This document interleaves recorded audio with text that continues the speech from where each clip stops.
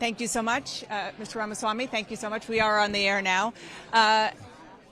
Let's see, where do I even start? Let's start with the way you started at the beginning of the debate. You really came out hot on kind of everybody. I'm very frustrated with the losing culture in the Republican Party. Well, you went after, for our viewers who didn't see the debate, you went after the RNC chair, who is hosting you here. You went after the network hosting you here, and pretty much everybody in between. You say you're frustrated, but they're not your opponents. No, but I think that what I am doing in this race is speaking truth 360 degrees. I've been very critical of the Democratic Party. If you listen to my final words on stage, I think that it's important that the Democrat Party be honest about who the nominee is going to be. I think we all quietly acknowledge it's very unlikely to be Joe Biden. Be honest with the people now. What but makes I would say you the think same that? to the media. What makes you think that? He's Gavin no. I mean, why is Gavin Newsom flying on a private jet using private funds or California funds to go to China? Joe Biden He's has. not run, I mean, Gavin well, Newsom he is has not the seventh largest economy. In the same way that Ron DeSantis wasn't running for president for I years. don't want to talk about Gavin Newsom, but could you ask that question? He's like the fifth or unlikely. seventh economy in the world in California. So, but let's talk about Joe Biden. But what I would say is, to answer your question, I'm happy to talk about my point about Biden. I just think it's true that Biden is not going to be the nominee. I think that most people in the Democratic Party will quietly acknowledge it. Just say it out loud and you build trust with the people. But what I'm saying is, as a Republican candidate, I can't just call out Democrats and their corruption. I've called out the Hunter Biden corruption from Ukraine and the $5 million bribe. And I will continue to do that. But I'll call out the Republican Party. There's no evidence to support. As well. There's no evidence to support that he was paid a $5 million bribe from Burisma. No. Well, if he was, we that's just did a fact check. Okay. But if he was, but I just want you're making an allegation where there's no evidence. There's literally to back that up. Okay. Our Daniel Dale literally just talked about this on the air. Absolutely, there's a lot of circumstantial evidence and testimonial evidence to suggest it. You have U.S. senators saying they've received information. The investigations are proceeding as we speak, but that is corruption in the Democratic Party that I have called out, and I think it deserves to be called out in the Republican Party as well. But you just admitted that there's no evidence. No, I've not admitted there's no. You said there's circumstantial evidence, but well, look, Chuck if Grassley, it's $5 million, the actual recordings that are actually turned over from Burisma. We have, and nobody has seen it. But let's why just haven't talk. they released? And let's talk. Whether it's one thing I was to say is bipartisan point. Whether you're Joe Biden or Nikki Haley, release your tax returns. Be completely open about where you've made your money. The American people deserve to know. I did something early in this campaign that, frankly, people in both parties should be doing. I put out 20 years of tax returns. I understand why people don't do it, but that's the kind of honesty we need in both parties, and so that's what I stand for.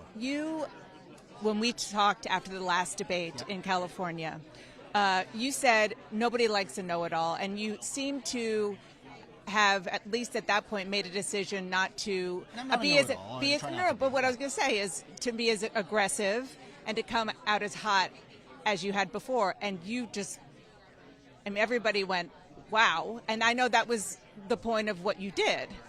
But how do you think that's going to get you enough votes to beat Donald Trump? So I've actually made a pretty clear decision on how we're approaching this race, certainly for the remainder of it, and it's been for most of this race today. I'm not a political horse race analyst. I think a candidate's at their best when they're not calculating how you're building some sort of patchwork path, using effective political slogans to win certain groups, focus grouped or otherwise. We're just not running this campaign that way.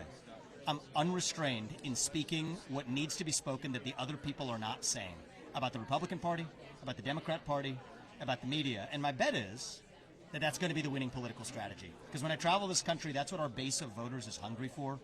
They're sick and tired of the poll-tested platitudes. I'm not somebody who does well with poll-tested platitudes anyway. So we'll go with the truth of where I'm at my best, which is being unvarnished, being unshackled, speaking the truth, not just when it's easy, but when it's hard.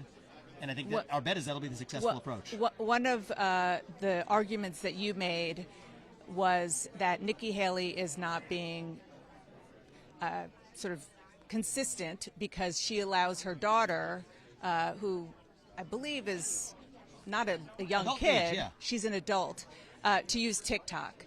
And she was not very happy with that. Let's listen to what happened.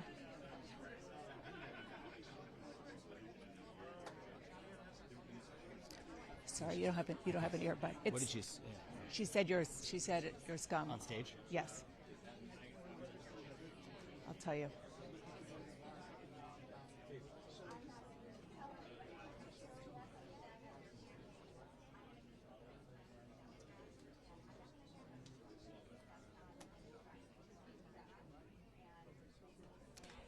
She said you're scum at the end. Well, here's what I would say is that the last debate, I think her exact quote was, "I feel dumber every time you speak," after the TikTok issue, lecturing families across this country about leaving TikTok. It's not a sin to be on TikTok. The dirty little secret is it's a generational divide. Most people, young people who I meet are. And the alerting moment is, even if she's going to talk about TikTok sanctimoniously on stage without mentioning that her own adult family members of the next generation are on it, we're not fixing the problem by just retreating and signaling our virtue. To the contrary, the question came up in the context of Hamas, pro-Hamas content spreading across TikTok. You think we're helping that by actually exiting as opposed to offering an alternative voice? So I think it's a failure of leadership, that leaders like Nikki Haley would rather signal their virtue, pick on TikTok, say that, oh, I joined TikTok to reach the next generation of Americans. It reflects a startling lack of self-awareness to know that Republican Party needs to reach young voters. How about the young voter in your own family? And I do think that that's a fair question to ask about the lack of self-awareness. And it's a generational divide. She talks about a new generation of leadership. I think she's on the other side of that. You have very young kids, so Yeah. I recognize that it's different from a grown kid. But why bring up somebody's family member? Isn't that a little bit of a blow below the belt? No, because it's not a sin for a young person to be on TikTok. I think the error is somebody sanctimoniously lecturing the rest of the country about the perils of it while actually failing to set an example of leadership a little closer to home. And I think that that gets to the core point. We as a Republican Party are not going to win by going back into our shell and hiding from the next generation. We have to show up and engage with the next generation. That's the point I was making, and I stand by it. And I think that this is part of my problem with the older generation of Republicans. They say, well, TikTok has some vague bad things with China, failing to recognize even American-owned companies handing over their user data to China, and say our answer is to retreat. When people in their own communities, schools, families, young people are using it, and we're doing them a disservice by not showing up and actually engaging with them. So that's where I land on that. Vivek Ramaswamy, thank you so much. Thank you. Appreciate it. I appreciate it. Thank you. Thank you.